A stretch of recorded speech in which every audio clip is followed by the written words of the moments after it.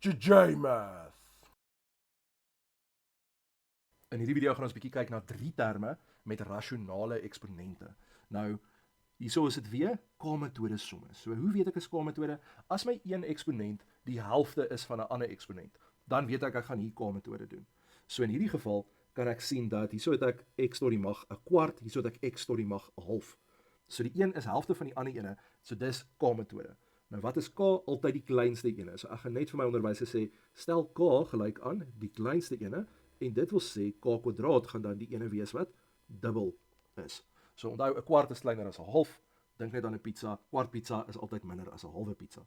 So as ek hierdie gaan oorskryf, gaan ek net sê K kwadraat minus 5K plus 6 is gelyk aan 0. Ek kan dit dan in my 3 term gaan insit. Ek weet 1 maal 6 gee vir my 6 en 2 maal 3 gee vir my 6. Nou daai agterste plus sê vir my ek moet hulle bymekaar tel om 'n 5 te kry. So ek weet daai gaan my faktore wees. So dit gaan wees K minus 3, K minus 2. As jy onseker is oor daai, gaan kyk asseblief die video oor 3 terme om te verstaan hoe ons daai tekens uitgewerk het. Nou kan ek sê, maar omdat hierdie gelyk is aan 0, moet K gelyk wees aan 3 of K moet gelyk wees aan 2. Maar baie belangrik, onthou ek wil nie K oplos nie, ek wil eintlik X oplos. So ek moet dit weer terugvervang en sê X tot die mag 'n kwart gaan dan gelyk wees aan 3 of X tot die mag 'n kwart gaan gelyk wees aan 2. Om dit op te los, gaan ek die resiprook vir die regterkant gee. So dit gaan dan net wees X is gelyk aan 3 tot die mag 4 op 1. En dit gaan dan net vir my gesê, dit is 81. Volgende ene, ek gaan die resiprook vir 2 gee, so tot die mag 4 op 1. So X is gelyk aan 16. So daar's hy. Daar is my antwoorde. Ek het K-metode gebruik om die 3 terme makliker te maak, maar ek moet onthou om dit in terme van X te los aan die einde. Kom ons kyk gou na nog ene. So hier kan ek sien my een eksponent is 'n derde en die ander ene is 2/3. Dis baie duidelik wat se ene is kleiner en wat se een is groter. So ek gaan vir my onderwyser net sê, stel K gelyk aan x tot die mag 1 op 3. Dit wil sê K kwadraat is gelyk aan x tot die mag 2 op 3. Gaan dit oorskryf as K kwadraat minus 7K plus 10 is gelyk aan 0.